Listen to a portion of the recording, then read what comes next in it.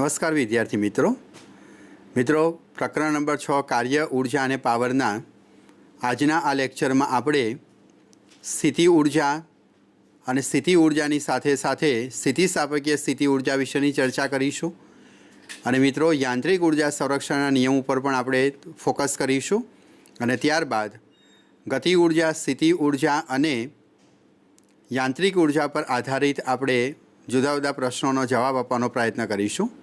મિત્રો અગાઉના લેક્ચરમાં આપણે શીખી ગયા કે ગતિ સાથે સંકળાયેલી ઉર્જામાં મુખ્યત્વે બે સ્વરૂપો, એક ગતિ ઉર્જા અને બીજી સ્થિતિ ઉર્જા છે। મિત્રો ગતિ ઉર્જા એ ગતિ સાથે સંકળાયેલી ઉર્જા છે। ગતિમાન પદાર્થ જે કાર્ય કરવાની ક્ષમતા ધરાવે છે તેને આપણે ગતિ ઉર્જા તરીકે ઓળખ્યું। સાથે સાથે આપણે ગુરુત્વીય સ્થિતિ ઉર્જાની ચર્ચા પણ અગાઉના લેક્ચરમાં કરી ચૂક્યા છીએ। મિત્રો પદાર્થ પોતાના સ્થાનના કારણે અથવા પોતાની વિશિષ્ટ સંરચનાના કારણે કાર્ય કરવાની ક્ષમતા ધરાવે છે તેને આપણે સ્થિતિ ઉર્જા તરીકે ઓળખીશું। મિત્રો સાથે આપણે એ પણ ભણ્યા કે ગતિ ઉર્જાનું રૂપાંતરણ સ્થિતિ ઉર્જામાં થઈ શકે છે।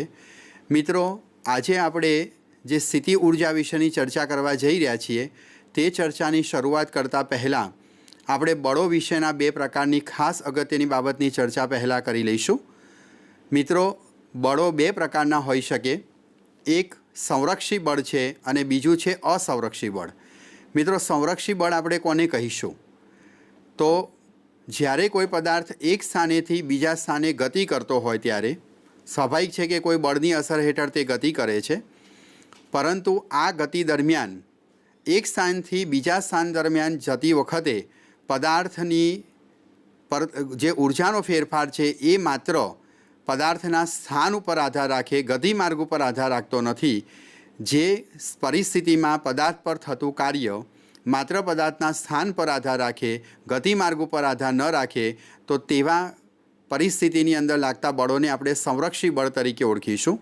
અને જેમાં પદાર્થમાં થતું કાર્ય એ એના ગતિમાર્ગ પર આધાર રાખતું હોય, ગતિમાર્ગ બદલવાથી કાર્ય બદલાઈ જતું હોય તો તે પ્રકારના બળોને આપણે અસંરક્ષી બળ તરીકે ઓળખીશું। મિત્રો ખાસ ખ્યાલ રાખીશું કે આપણી ચર્ચામાં આજે આપણે જે કંઈ ચર્ચા કરીશું તે બધા માત્ર સંરક્ષી બળોના કિસ્સાઓમાં જ થતી ચર્ચા હશે। મિત્રો કુદરતમાં જે જોવા મળતા ક્ષેત્રો છે અલગ અલગ, જેમ કે ગુરુત્વાકર્ષી ક્ષેત્ર હોય, વિદ્યુત ક્ષેત્ર હોય, એ ચુંબકીય ક્ષેત્ર છે, એ આમ તો બધા જ સંરક્ષી ક્ષેત્રો કહી શકાય અને તેમાં થયેલું કાર્ય સંરક્ષી બળ જ કહી શકાય।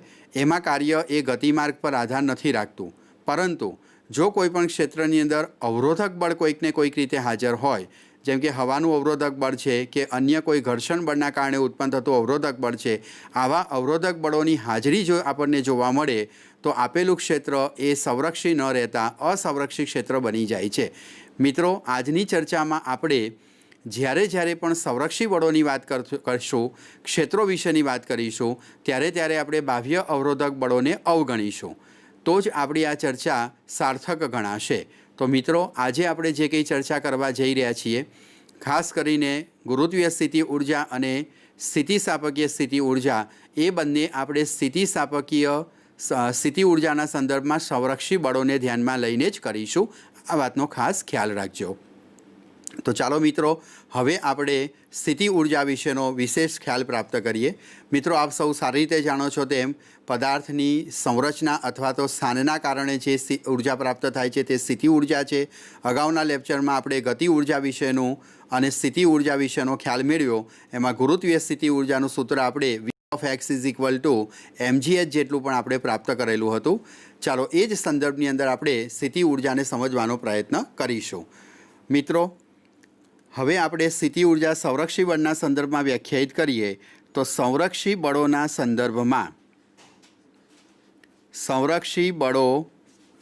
સંદર્ભમાં સ્થિતિ ઉર્જા V of x = -f × delta x પ્રમાણે વ્યાખ્યાયિત કરી શકાય।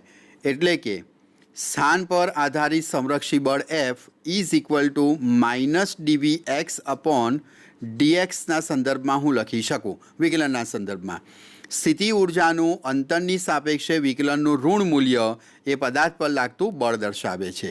સ્થિતિ ઉર્જા જ્યારે સંરક્ષી બળોના સંદર્ભમાં વ્યાખ્યાયિત કરીએ ત્યારે આ શરતનું પાલન થવું જરૂરી છે.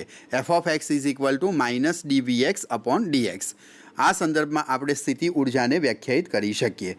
મિત્રો, ગુરુત્વાકર્ષી બળ એ સંરક્ષી ક્ષેત્ર છે. તો ગુરુત્વાકર્ષી બળો એ સંરક્ષી બળો હોય અવરોધક બળોની ગેરહાજરીમાં, તો એ સંજોગોમાં આપણે કોઈપણ પદાર્થને મુક્ત પતન કરાવીએ તો એ સંજોગોમાં તેનું વેગનું સૂત્ર v² = 2hgh લખી શકાય. 2gh એના વેગનું સૂત્ર છે. પ્રારંભિક વેગ આપણે 0 ગણ્યો છે અને મુક્ત પતન કરતા પદાર્થ માટે અંતિમ વેગ અચળ પ્રવેગતિના સમીકરણ અનુસાર v² - v02 = 2h પરથી આપણે આ સમીકરણ લખી શકીએ. તો મિત્રો, તેની ગતિ ઉર્જા k = 1/2 mv² લખી શકાય અને 1/2 mv² = આપણને mgh મળે. મતલબ કે એની જે ગતિ ઉર્જા છે એ ગતિ ઉર્જાનું અહીં સ્થિતિ ઉર્જામાં રૂપાંતરણ આપણે મેળવી શકીએ અને આ પરથી પદાર્થનો વેગ v = વર્ગમૂળમાં 2gh જેટલો આપણને પ્રાપ્ત થાય છે. આ બધું જ આપણે સંરક્ષી બળોના કિસ્સામાં લઈ શકીએ. મિત્રો, અહીં કહેવાનો મતલબ એવો છે કે જ્યાં સુધી પદાર્થ પર કોઈ બાહ્ય અવરોધક બળ ન લાગે ત્યારે પદાર્થની ગતિ ઉર્જાનું સંપૂર્ણપણે સ્થિતિ ઉર્જામાં કે સ્થિતિ ઉર્જાનું સંપૂર્ણપણે ગતિ ઉર્જામાં રૂપાંતરણ કરી શકાય અને તો જ પદાર્થનો વેગ આપણે v = વર્ગમૂળમાં 2gh લખી શકીએ. અહીં મિત્રો, જો કોઈપણ પ્રકારનું અવરોધક બળ હાજર હશે તો એ અવરોધક બળના કારણે કેટલીક ઉર્જાનું ઉષ્મા ઉર્જા રૂપે કે અન્ય કોઈ પ્રકારની ઉર્જા રૂપે વ્યય થશે. તો એ સંજોગોમાં આપણે આ સમીકરણ લખી શકતા નથી. એટલે મિત્રો, ખાસ ખ્યાલ રાખીશું કે આજની આપણી જે કંઈ ચર્ચા લાગુ પડે છે એ બધી જ સંરક્ષી બળોના કિસ્સામાં આપણે સમજવાની છે. ચાલો મિત્રો, એ સંદર્ભમાં આપણે આગળ વધીએ. હવે આપણે યાંત્રિક ઉર્જા સંરક્ષણના નિયમને સમજવાનો પ્રયત્ન કરીશું. મિત્રો, ગતિ ઉર્જા અને સ્થિતિ ઉર્જાના સંદર્ભમાં ખૂબ જ અગત્યનો કોન્સેપ્ટ આપણને ગતિમાં મળે છે, તે છે યાંત્રિક ઉર્જા, જેને આપણે કેપિટલ E સિમ્બોલ વડે દર્શાવવાના છીએ. મિત્રો, યાંત્રિક ઉર્જાને સમજવા માટે આપણે સંરક્ષી બળની અસર હેઠળ એક પરિમાણમાં ચર્ચા કરીએ. અત્યારે આપણી ચર્ચા એક પરિમાણમાં છે. મિત્રો, માની લો કે એક પરિમાણમાં અચળ બળ Fની અસર હેઠળ સંરક્ષી બળ છે. બળ Fની અસર હેઠળ ધારો કે પદાર્થ Δx જેટલું સ્થાનાંતર કરે છે. મિત્રો, અચળ બળ Fની અસર હેઠળ પદાર્થ Δx જેટલું સ્થાનાંતર કરે છે. તેથી કાર્ય ઉર્જા પ્રમેય અનુસાર આપણે કહી શકીએ કે પદાર્થ પર થયેલું કાર્ય એટલે ગતિ ઉર્જામાં થતો ફેરફાર. તેની ગતિ ઉર્જામાં થતો ફેરફાર તેના દ્વારા થયેલા કાર્ય W જેટલો આપણને પ્રાપ્ત થશે. તો મિત્રો, ગતિ ઉર્જામાં થતો ફેરફાર Δk બરાબર થયેલું કાર્ય અને સંરક્ષી અચળ બળની અસર હેઠળ થતા કાર્યનું સૂત્ર આપ જાણો છો તે પ્રમાણે બળ ગુણ્યા સ્થાનાંતર. એટલે ગતિ ઉર્જામાં થતો ફેરફાર Δk = F × Δx આપણે દર્શાવી શકીએ.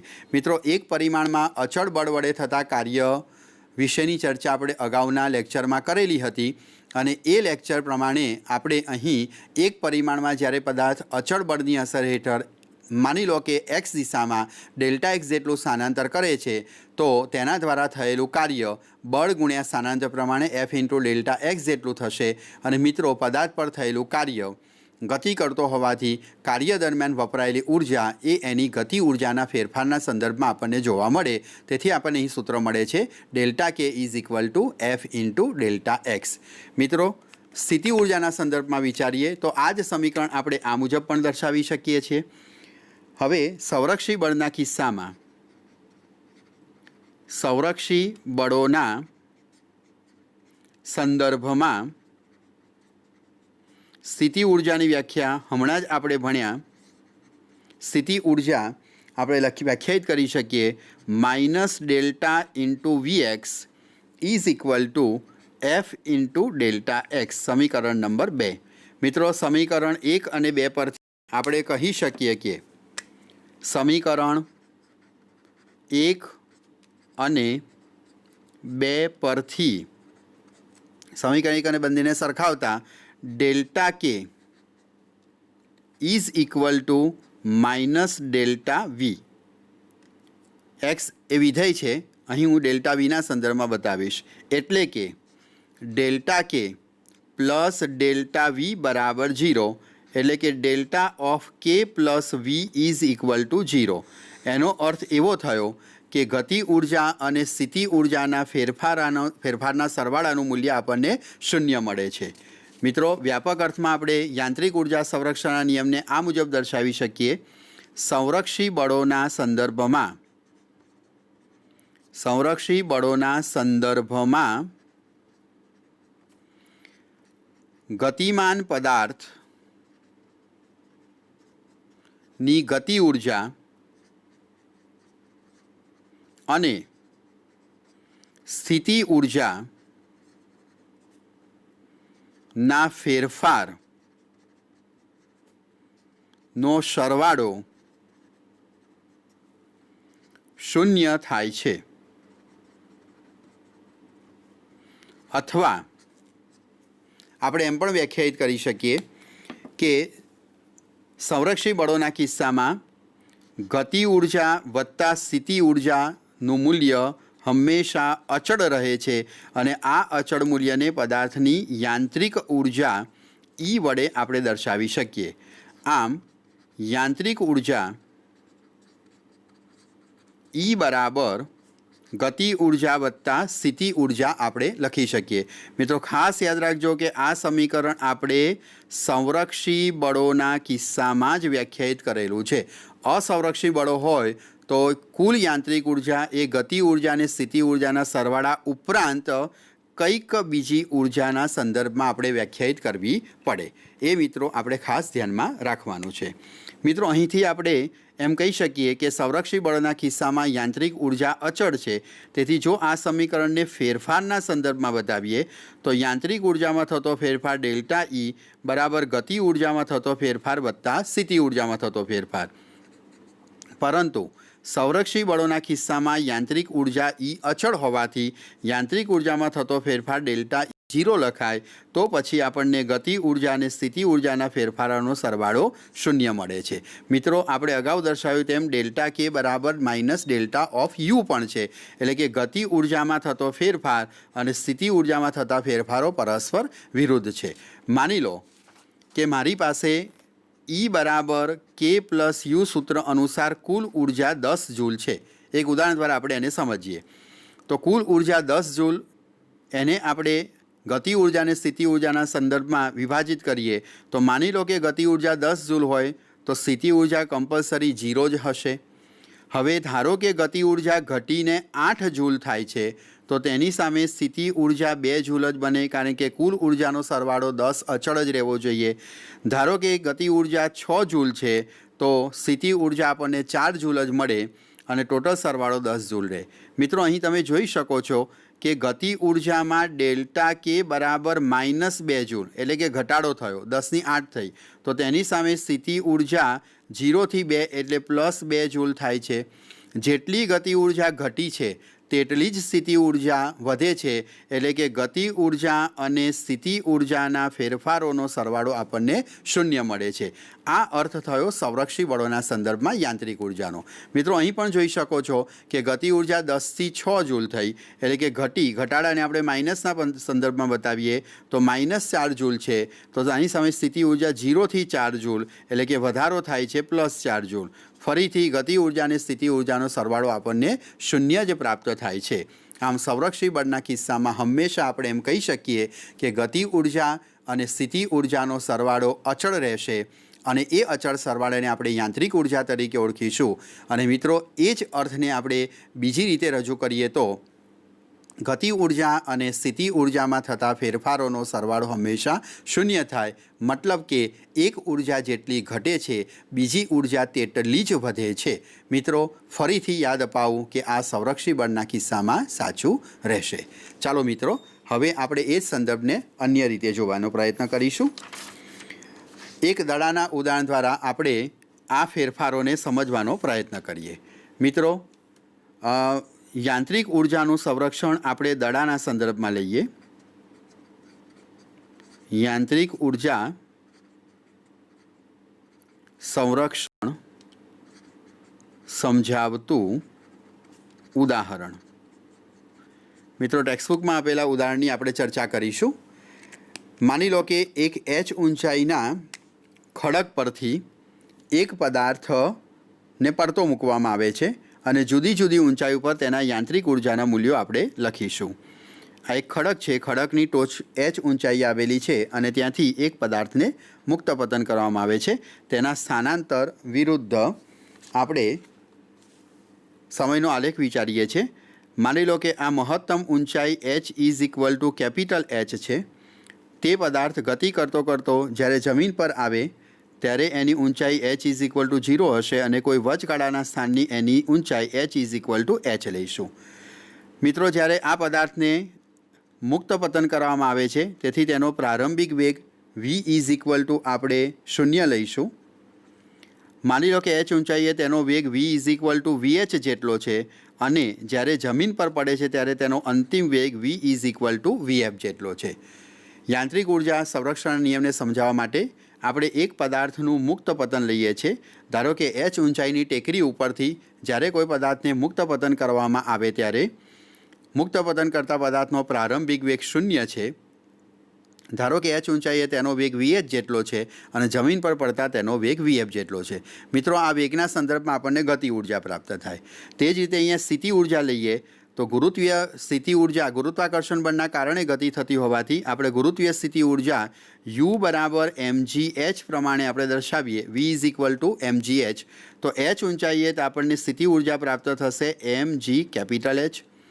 આ ઊંચાઈ આપણને સ્થિતિ ઉર્જા પ્રાપ્ત થશે mgh અને મિત્રો અહીં h બરાબર 0 હોવાથી સ્થિતિ ઉર્જા પ્રાપ્ત થશે 0। મિત્રો, જે અહીં મેં તમને ફેરફાર દર્શાવ્યો છે તે આબેહૂબ આપણને અહીંયા જોવા મળશે। તો મિત્રો, એ હકીકતને ધ્યાનમાં લઈ અને હવે આપણે ગતિ ઉર્જા અને સ્થિતિ ઉર્જાના ફેરફારોને સમજતા જઈએ। ચાલો મિત્રો, હવે આપણે અલગ અલગ ઊંચાઈએ કુલ યાંત્રિક ઉર્જા લખવાનો પ્રયત્ન કરીએ। તો યાંત્રિક ઉર્જા E ઇઝ ઇક્વલ ટુ આપ જાણો છો તે પ્રમાણે ગતિ ઉર્જા વત્તા સ્થિતિ ઉર્જા। સૌપ્રથમ h ઊંચાઈએ h is equal two h ઊંચાઈએ આપણે યાંત્રિક ઉર્જાને E ઓફ h વડે દર્શાવીએ તો મિત્રો અહીં પદાર્થની ગતિ ઉર્જા કેટલી? મિત્રો, આપ જાણો છો ગતિ ઉર્જા k is equal two 1/2 mv² સૂત્ર છે અને સ્થિતિ ઉર્જા v બરાબર mgh સૂત્ર છે। તો એનો આપણે અહીં ઉપયોગ કરીએ છીએ। તો યાંત્રિક ઉર્જા બરાબર ગતિ ઉર્જા અહીં લખીશું તો પ્રારંભમાં વેગ આપણને 0 મળશે। તેથી પ્રારંભિક ગતિ ઉર્જા 0 છે અને h બરાબર h ઊંચાઈ આપણને સ્થિતિ ઉર્જા પ્રાપ્ત થઈ છે mgh જેટલી। એટલે 0 પ્લસ mgh મતલબ કે આપણને h બરાબર h ઊંચાઈએ કુલ ઉર્જા અથવા યાંત્રિક ઉર્જા mgh જેટલી પ્રાપ્ત થશે। ચાલો મિત્રો, હવે h is equal two small h ઊંચાઈએ આપણે યાંત્રિક ઉર્જાને ગતિ ઉર્જા લખીશું। તો h બરાબર h ઊંચાઈએ શું જોવા મળશે? તો સ્પષ્ટ છે મિત્રો કે h is equal two h ઊંચાઈએ જો આપણે વિચાર કરવા જઈએ તો અહીં આપણી પાસે વેગ vh અને સ્થિતિ ઉર્જા mgh છે। તેથી તે ઊંચાઈએ આપણને કુલ ઉર્જા EH ઇઝ ઇક્વલ ટુ કેટલી પ્રાપ્ત થશે? તો ગતિ ઉર્જા છે 1/2 m vh² v²h જેટલી આપણી પાસે ગતિ ઉર્જા થશે અને પ્લસ સ્થિતિ ઉર્જાનું મૂલ્ય mgh જેટલું પ્રાપ્ત થશે। હવે તે રીતે આપણે h બરાબર 0 ઊંચાઈએ એટલે કે જમીન પર કુલ ઉર્જાની કિંમત લખવાનો પ્રયત્ન કરીશું તો મિત્રો એ આપણને પ્રાપ્ત થશે જમીન પર એટલે કે h બરાબર 0 ઊંચાઈએ E0 ઇઝ ઇક્વલ ટુ અહીં મિત્રો વેગ આપણી પાસે છે vf જેટલો। તેથી ગતિ ઉર્જા થશે 1/2 m vf²। જ્યારે સ્થિતિ ઉર્જા h બરાબર 0 હોવાથી પ્રાપ્ત થશે 0। પરંતુ મિત્રો, સંરક્ષી બળના કિસ્સામાં કુલ ઉર્જાનો ફેરફાર અચળ રહેતો હોવાથી આપણે પ્રારંભમાં કુલ ગતિ ઉર્જા સ્થિતિ ઉર્જા બરાબર અંતિમ કુલ ગતિ ઉર્જા વત્તા સ્થિતિ ઉર્જા લખી શકીએ। તો મિત્રો, તમે જોઈ શકો છો કે પ્રારંભમાં આપણી પાસે જે સ્થિતિ ઉર્જા હતી તે જ સ્થિતિ ઉર્જા સંપૂર્ણપણે અહીં આપણને ગતિ ઉર્જામાં ફેરફાર થયેલી જોવા મળે છે। આ બધા જ સમીકરણો સંરક્ષી બળના કિસ્સામાં સત્ય છે। જો હું આને સમીકરણ નંબર 1 કહું આને સમીકરણ નંબર 2 અને આને સમીકરણ નંબર 3 કહું તો આ 3 સમીકરણમાંથી કોઈ પણ 2 સમીકરણને આપણે સરખાવી શકીએ। હું જો સમીકરણ 1 અને 3ને સરખાવીશ તો આપણને શું જોવા મળશે? તો મિત્રો આપ જાણો છો કે સમીકરણ 1 અને 3ને જો સરખાવીએ તો એ આપણને આ મુજબની પરિસ્થિતિ બતાવશે। અહીં ઉપર આપણે જોવાનો પ્રયત્ન કરીશું। સમીકરણ નંબર 1 અને 3ને સરખાવ્યા 1 અને 3 સંરક્ષી બળના કિસ્સામાં સત્ય હોવાથી આપણે કહી શકીએ કે mgh is equal two 1/2 mvf²। તો મિત્રો આની પરથી જો આપણે h ઊંચાઈથી મુક્ત પતન કરતા પદાર્થનો અંતિમ વેગ શોધવો હોય તો અચળ પરિગતિના સમીકરણોમાં એ ગણતરી આપણા માટે થોડી કઠિન છે। જો ઉર્જાનો કોન્સેપ્ટ આપણે આ પ્રકારની ગતિમાં વાપરીએ તો જમીન પર પડતા પદાર્થનો અંતિમ વેગ વીએફ આપણે અહીં સરળતાથી મેળવી શકીએ છીએ। મિત્રો અહીં એમ કેન્સલ થતાં પડતા પદાર્થનો અંતિમ વેગ જમીન પર પડે તે ક્ષણ પહેલાં તેનો અંતિમ વેગ v²f બરાબર 2gh અને એના પરથી આપણને એનો અંતિમ વેગ વીએફ બરાબર 2gh મળે। મિત્રો અગાઉ મેં તમને કીધેલું હતું કે અચળ પરિગતિના સમીકરણોમાં અને ગતિના નિયમોનો ઉપયોગ કરી ગતિ વિષયક કોયડાઓ ચોક્કસ આપણે ઉકેલી શકીએ છીએ, પરંતુ જો તેમાં કાર્ય અને ઉર્જાના સંકલ્પનાઓનો ઉપયોગ કરીએ તો આ પ્રકારના પ્રશ્નો સોલ્વ કરવા ખૂબ જ સરળ પડે છે, જેનું આ ઉત્કૃષ્ટ ઉદાહરણ છે। જો આપણે અહીંયા h ઊંચાઈ જાણતા હોઈએ તો h ઊંચાઈની ટોચ પરથી મુક્ત પતન કરતા પદાર્થનો જમીન પર અથડાતી વખતે વેગ કેટલો હશે તો એ આપણને વર્ગમૂળમાં 2gh જેટલો પ્રાપ્ત થશે, જે તમે ખૂબ જ સરળતાથી શોધી શકો છો। મિત્રો તે જ રીતે આપણે સમીકરણ નંબર 1 અને 2ને સરખાવીએ તો પણ આપણને કંઈક નવી વસ્તુ પ્રાપ્ત થશે। ચાલો એ આપણને શું આપે છે તે જોવાનો પ્રયત્ન કરીએ। તો મિત્રો સમીકરણ નંબર 1 અને 2ને સરખાવતા આપણને જોવા મળશે 1/2 m v²h plus mgh is equal two mg of capital H। આ છે સમીકરણ નંબર 2, આ છે સમીકરણ નંબર 1। મિત્રો આ સમીકરણમાં સ્થિતિ ઉર્જાના 2 પદો છે, બંને પદોને એક તરફ લઈ જતા 1/2 m v²h is equal two આપણને સૂત્ર જોવા મળશે mgh minus mg of small h। મિત્રો આ બંનેમાંથી હું mg કોમન કાઢું તો 1/2 m v²h is equal two mg into h minus h આપણને પ્રાપ્ત થશે। બંને બાજુથી પદાર્થના દળને કેન્સલ કરતા મિત્રો અહીં એક બાબત પણ ખાસ ધ્યાનમાં લેવા જેવી છે કે મુક્ત પતન કરતા પદાર્થનો અંતિમ વેગ હોય કે અહીં કોઈ વચગાળાનો વેગ હશે તે પદાર્થના દળ પર આધાર રાખતો નથી। પદાર્થ ગમે તે દળ ધરાવતો હશે તે પદાર્થનો વેગ માત્ર ઊંચાઈના તફાવત ઉપર જ આધાર રાખે છે, તે વાતનો ખાસ ખ્યાલ રાખવો। મિત્રો આના પરથી આપણને વચગાળાની કોઈ h ઊંચાઈએ વેગ પ્રાપ્ત થઈ ગયો v²h ઇઝ ઇક્વલ ટુ સૂત્ર મળશે આપણને 2g into h minus h। મિત્રો ફરીથી આ સમીકરણમાં h બરાબર 0 મૂકો તો તમને આ જ સમીકરણ પ્રાપ્ત થઈ જશે અને આના પરથી વચગાળાની કોઈ પણ h ઊંચાઈએ પદાર્થના વેગનું સૂત્ર આપણને પ્રાપ્ત થયું કે જો કોઈ પદાર્થ મુક્ત પતન કરતો હોય તો h અંતર કાપ્યા પછી તેનો વેગ કેટલો હશે તો એ વેગ તમે vh ઇઝ ઇક્વલ ટુ વર્ગમૂળમાં 2g into h minus h સમીકરણ દ્વારા પણ પ્રાપ્ત કરી શકો છો। તો મિત્રો આપ સમજી શકો છો કે યાંત્રિક ઉર્જા સંરક્ષણના નિયમનો ઉપયોગ કરી ગતિ વિષયક કોયડાઓ આપણે કેટલા સરળતાથી ઉકેલી શકીશું। જે ગણતરી આપણે અગાઉના પ્રકરણોની અંદર ઘણી લંબાણપૂર્વક કરતા હતા, જો તેની અંદર આપણે આ ઉર્જાના સંકલ્પનાઓનો ઉપયોગ કરીએ છીએ તો મુક્ત પતન કરતા પદાર્થનો કોઈ પણ h ઊંચાઈએ અંતર કાપ્યા પછી કેટલો વેગ હશે એ ખૂબ સરળતાથી શોધી શકીએ છીએ। હું આશા રાખું છું કે આ કોન્સેપ્ટનો આપણે ઉપયોગ કરી અને ગતિ વિષયક કોયડાઓને હવે ખૂબ સરળતાથી સોલ્વ કરી શકશો। મિત્રો ચાલો હવે આપણે યાંત્રિક ઉર્જા સંરક્ષણના સંદર્ભમાં અને સંરક્ષી બળોના કિસ્સામાં સ્થિતિસ્થાપકીય સ્થિતિ ઉર્જાને સમજવાનો પ્રયત્ન કરીશું। મિત્રો જેવી રીતે કુદરતમાં મુક્ત પતન કરતા પદાર્થ પર ગુરુત્વાકર્ષણ બળ લાગતું હોય અને ગુરુત્વાકર્ષણ બળની અસર હેઠળ ગતિ કરતા પદાર્થમાં આપણે ગુરુત્વીય સ્થિતિ ઉર્જા પ્રાપ્ત કરી, તેવી રીતે સ્પ્રિંગની સંદર્ભમાં પણ આપણે સ્થિતિ ઉર્જા પ્રાપ્ત કરી શકીએ છીએ। કેવી રીતે મિત્રો? તો મિત્રો માની લો કે આપણી પાસે કોઈ એક સ્પ્રિંગ છે, તો એ સ્પ્રિંગને કાં તો આપણે સ્ટ્રેચ એટલે ખેંચીએ કે પછી તેને દબાવીએ, તો આ બંને કિસ્સાઓની અંદર આપણે કંઈક કાર્ય કરીએ છીએ।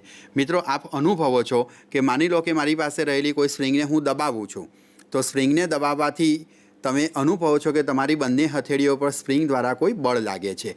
તો મિત્રો આ પ્રકારનો જે ગુણધર્મ છે તેને આપણે સ્થિતિસ્થાપકતાનો ગુણધર્મ કહીશું કે સ્પ્રિંગને આપણે જ્યારે સંકુચિત કરીએ છીએ કે ખેંચીએ છીએ તો આપણે કરેલા સ્થાનાંતરની વિરુદ્ધ દિશામાં આપણને કોઈ એક બળનો અનુભવ થાય છે। આ પ્રકારનું જે બળ છે તેને આપણે પુનઃસ્થાપક બળ તરીકે ઓળખીશું।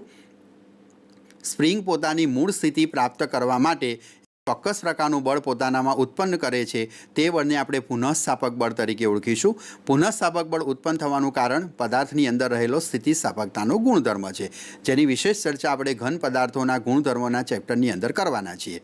તો મિત્રો જ્યારે આપણે સ્પ્રિંગને દબાવીએ કે સ્પ્રિંગને ખેંચીએ ત્યારે આપણે જે સ્થાનાંતર કરાવ્યું છે તેની વિરુદ્ધ દિશામાં આપણે એક ચોક્કસ પ્રકારનું બળ અનુભવીએ છીએ।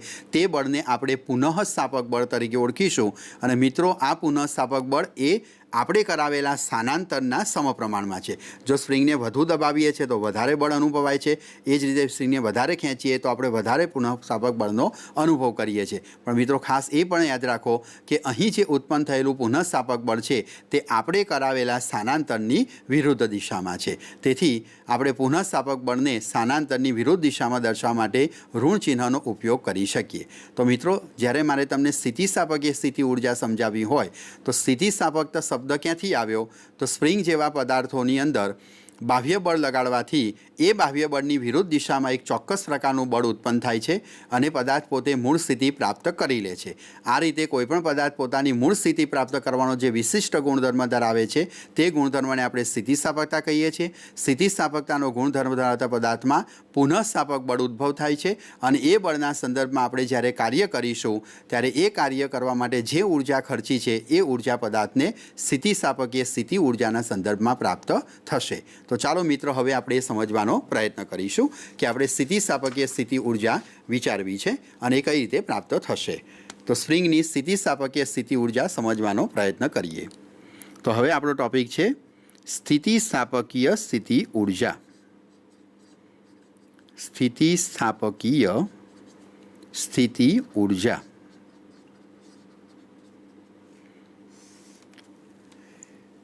મિત્રો ધારો કે કોઈ એક દ્રઢ આધાર છે, તે દ્રઢ આધાર સાથે મેં એક સ્પ્રિંગને નો એક છેડો દ્રઢ આધાર સાથે જડિત કર્યો છે। અહીં સ્પ્રિંગનો એક છેડો દ્રઢ આધાર સાથે જડિત કર્યો છે, જ્યારે એ જ સ્પ્રિંગનો બીજો છેડો કોઈ એમ દળ ધરાવતા બ્લોક સાથે આપણે જોડેલો છે। આ એમ દળ ધરાવતો બ્લોક છે। અત્યારે આ બ્લોકનું સ્થાનાંતર x ઇઝ ઇક્વલ ટુ 0 છે। સ્પ્રિંગ તેની સામાન્ય સ્થિતિમાં છે। મિત્રો સામાન્ય સ્થિતિનો અર્થ થયો સ્પ્રિંગને આપણે દબાવી નથી અથવા તો સ્ટ્રેચ એટલે કે ખેંચી નથી। સ્પ્રિંગ તેની સામાન્ય સ્થિતિમાં અત્યારે આપણને જોવા મળી રહી છે। હવે મિત્રો હું બીજી આકૃતિમાં દર્શાવું છું, તે ખાસ નોંધો। હવે અહીં રહેલા એમ દળના બ્લોકને આપણે સ્થાનાંતરિત કરાવીએ છીએ અને આ બ્લોકને હું x બરાબર 0 થી x બરાબર x સ્થાને લઈ જાઉં છું। તેથી સ્વાભાવિક છે કે આ સ્પ્રિંગ અહીં ખેંચાશે અને સ્પ્રિંગ ખેંચાયેલી અવસ્થામાં આપણને આ મુજબની જોવા મળશે।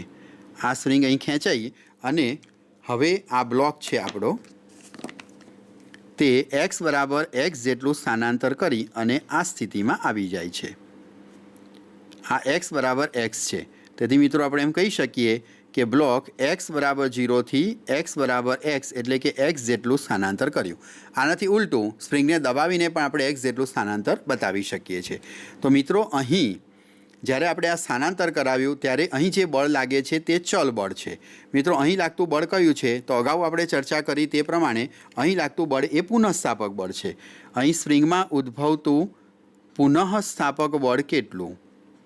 તો પુનઃસ્થાપક બળ F is always proportional two ઋણ ઓફ x માઇનસ x।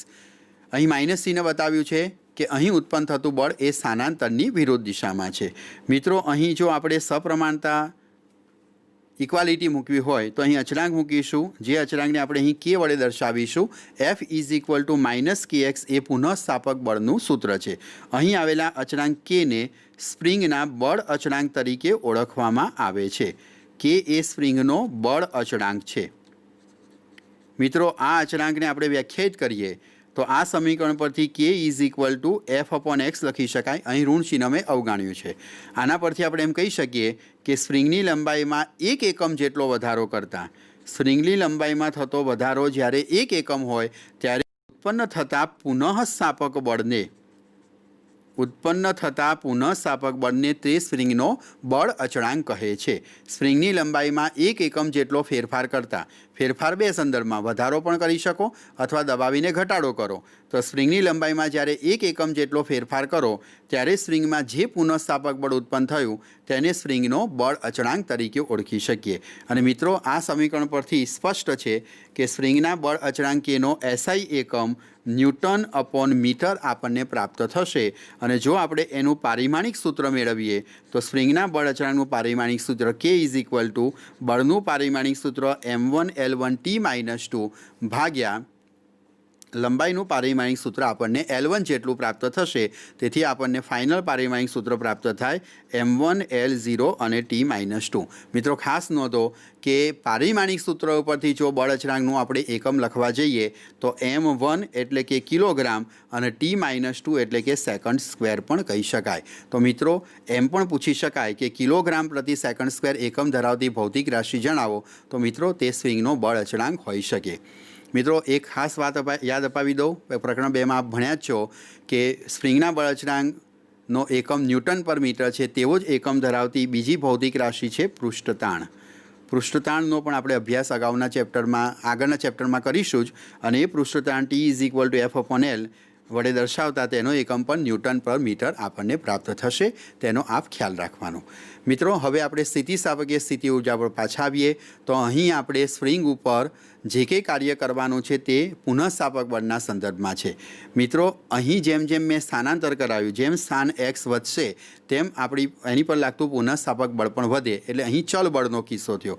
પુનઃસ્થાપક બળ આ દિશામાં લાગે છે અને એની વિરુદ્ધમાં આપણે પદાર્થને સ્થાનાંતર કરવા માટે આ બાજુ કાર્ય કરવું પડે. જો આ અચળ સ્થાનાંતર કરવું હોય તો આપણે જેટલું પુનઃસ્થાપક બળ ઉત્પન્ન થયું છે તેટલું જ બાહ્ય બળ લગાડીએ તો આ બ્લોક અચળ બળની અસર હેઠળ સ્થાનાંતર કરશે. ન્યૂટનની ગતિના પહેલા નિયમ અનુસાર આપણને એ કાર્ય પ્રાપ્ત થઈ શકે. ચાલો મિત્રો, મેં અહીંયા પદાર્થને x બરાબર x જેટલું સ્થાનાંતર કરાવ્યું તો કેટલું કાર્ય કરવું પડ્યું તે અહીં આપણે ગણીશું. હવે તો ચલ બળ વડે થતા કાર્યના સંદર્ભમાં W ઇઝ ઇક્વલ ટુ આપણે સ્થાનાંતર ક્યાંથી ક્યાં સુધી કરાવ્યું તો શરૂઆતમાં બ્લોક x બરાબર 0 સ્થાન પાસે હતો અને હવે ત્યાંથી બ્લોકને હું x બરાબર x સ્થાન પાસે લઈ ગયો. તો W is equal two x બરાબર 0 થી x બરાબર x. મિત્રો, ટેક્સ્ટબુકમાં આપણે એ સ્થાનને xm વડે દર્શાવ્યું છે. તેથી જો બુક પ્રમાણે આપણે લખીએ તો આ સ્થાનને હું xm વડે પણ દર્શાવી શકું. તો કાર્ય બરાબર બળ ગુણ્યા સ્થાનાંતર. ચલ બળ વડે થતા કાર્યની વ્યાખ્યા આપણે ઉપયોગ કર્યો છે. મિત્રો, આ તમે જાણો છો કે આ સૂત્ર આપણે ચલ બળ વડે થતા કાર્યના સૂત્ર પ્રમાણે લખ્યું છે. તો W ઇઝ ઇક્વલ ટુ 0 થી xm f ઇન્ટુ dx. ચાલો મિત્રો, હવે બળ f કેટલું છે તો એ આપણે પુનઃસ્થાપક બળ જેટલું લગાડ્યું છે. તેથી 0 થી xm f is equal two -kx into dx લખી શકાય.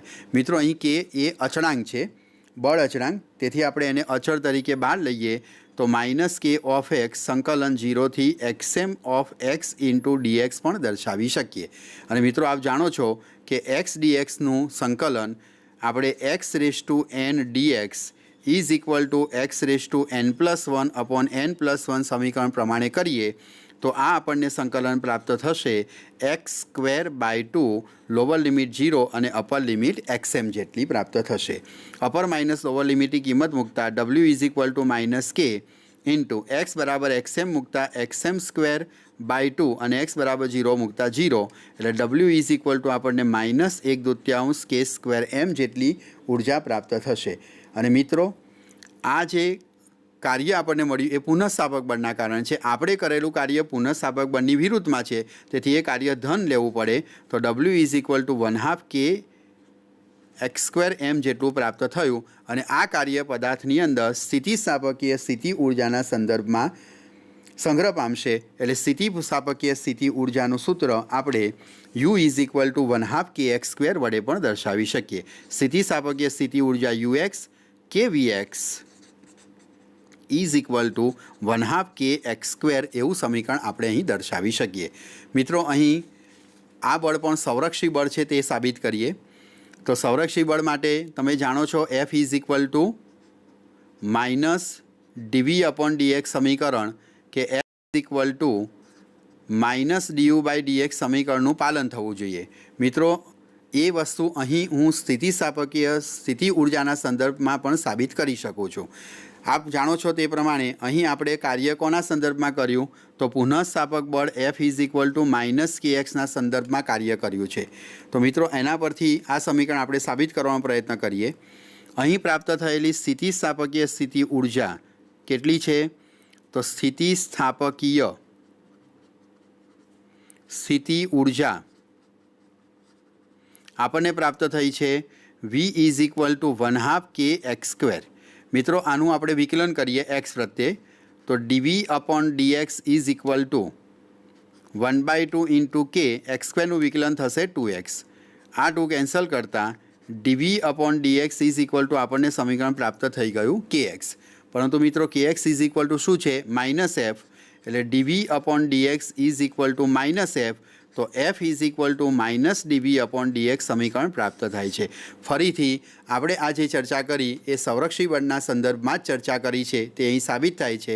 સ્થિતિ ઉર્જામાં થતા ફેરફારનું ઋણ મૂલ્ય એ પદાર્થ પર લગાવેલા બાહ્ય બળ જેટલું છે।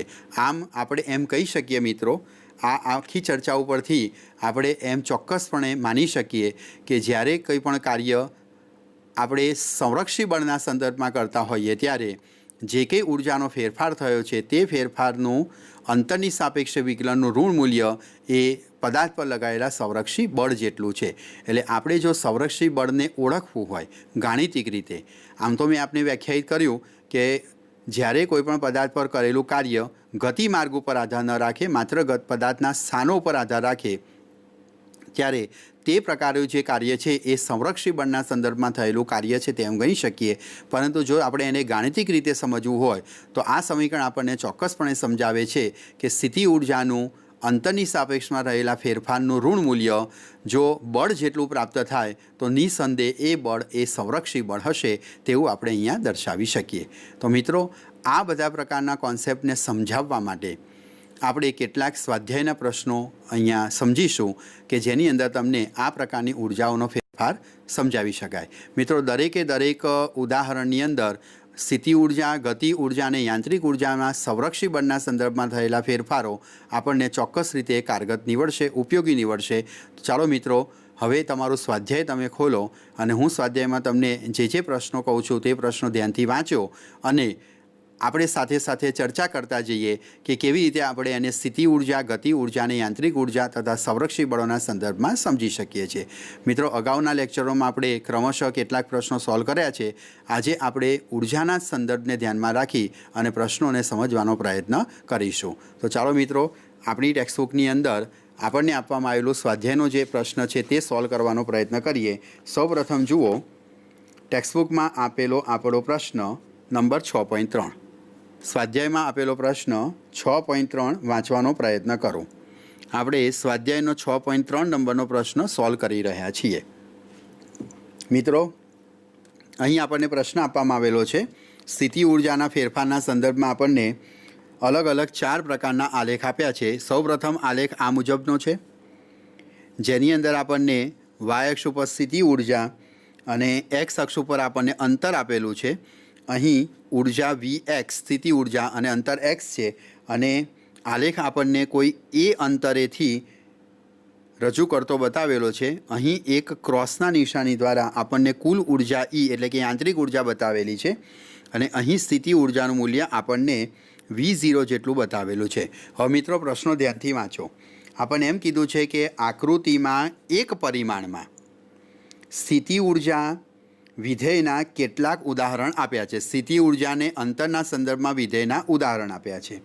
કણની કુલ ઉર્જાનું મૂલ્ય ક્રોસ વડે આ કુલ ઉર્જા એટલે કે યાંત્રિક ઉર્જા છે જેને આપણે કુલ ઉર્જા વડે દર્શાવીશું। આ આપણને કુલ ઉર્જાનું મૂલ્ય આપેલું છે આ આપણી કુલ ઉર્જા છે મિત્રો, અને એ સંદર્ભમાં અહીંયા સમજવાનું છે.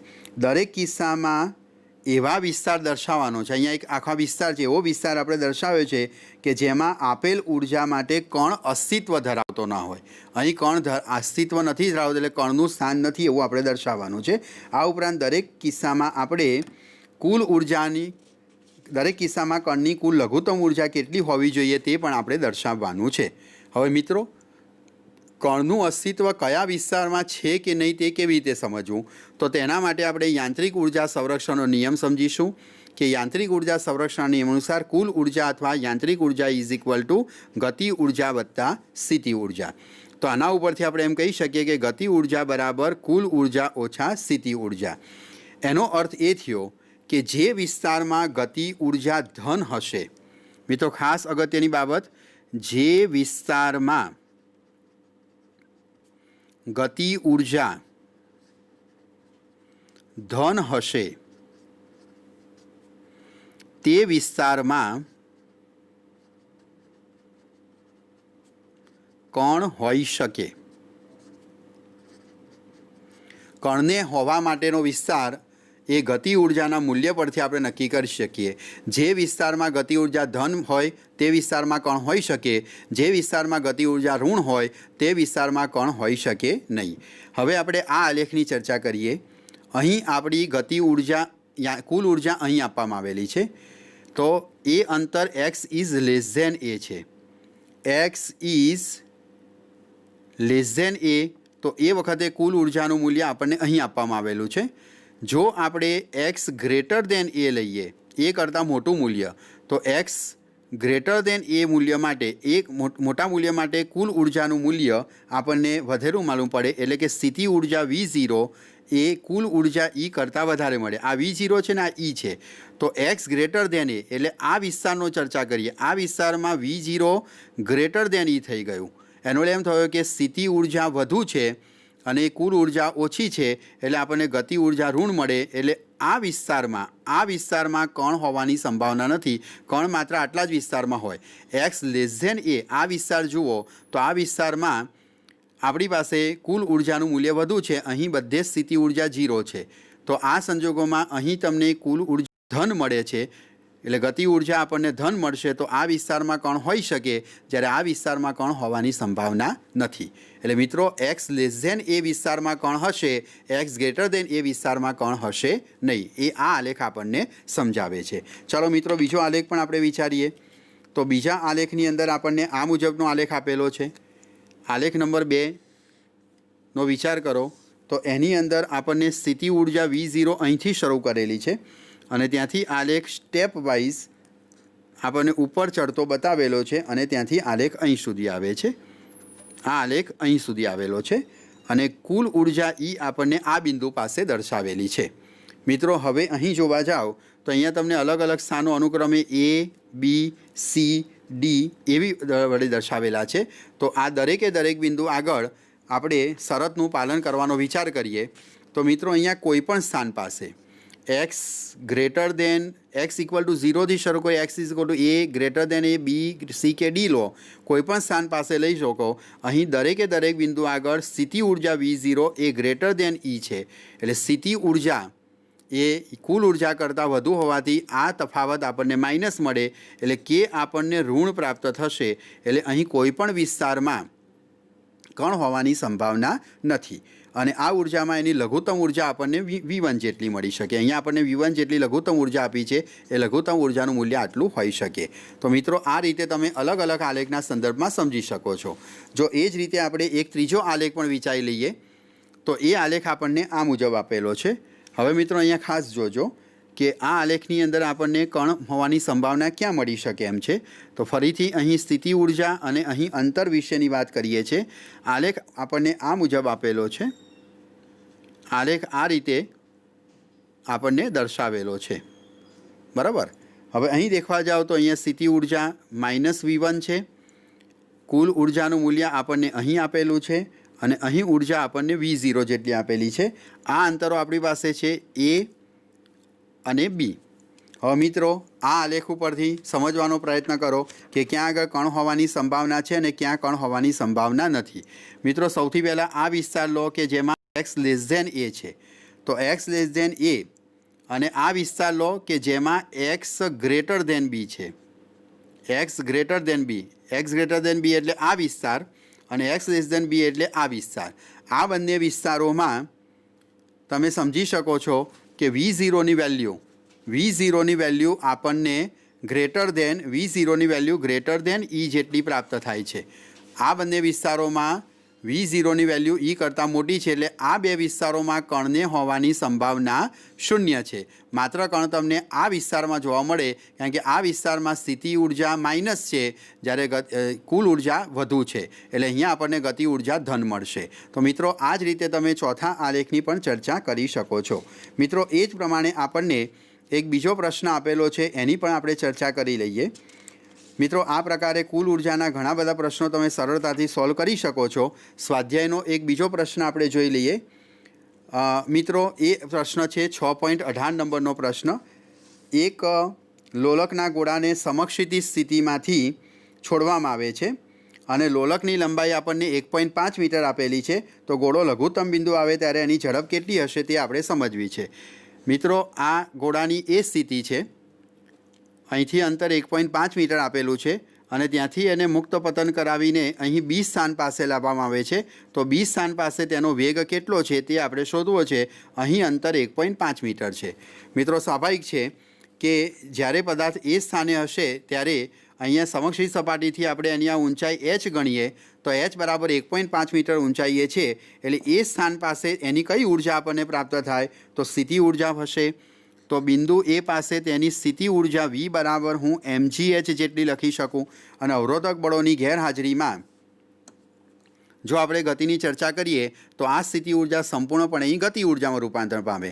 પણ મિત્રો આપણને અહીંયા કીધું છે કે અહીં અવરોધક બળ વિરુદ્ધમાં 5% જેટલી ઉર્જા ખર્ચાઈ જાય છે, તો તમે બી સ્થાન પાસે તેની ગતિ ઉર્જા લખો તો 1/2 mv² કેટલી મળશે, તો ટોટલ ઉર્જા mgh જેટલી હોવી જોઈતી હતી, પણ 5% વપરાઈ ગઈ, એટલે સ્થિતિ ઉર્જાનો 95% હિસ્સો આપણને સ્થિતિ ઉર્જા રૂપે અહીંયા પ્રાપ્ત થશે।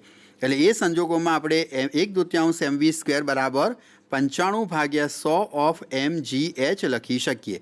મિત્રો અહીંયાથી m કેન્સલ કરીએ અને જો આ સમીકરણ ઉપરથી હવે હું અહીંયા વેગ શોધવાનો પ્રયત્ન કરું તો વેગ v બરાબર વર્ગમૂળમાં 2 × 95 gh અપોન 100 મળે, અને મિત્રો આમાં કિંમત મૂકો g અને hની, તો આપણને કિંમત મળે છે 5.3 મીટર પર સેકન્ડ।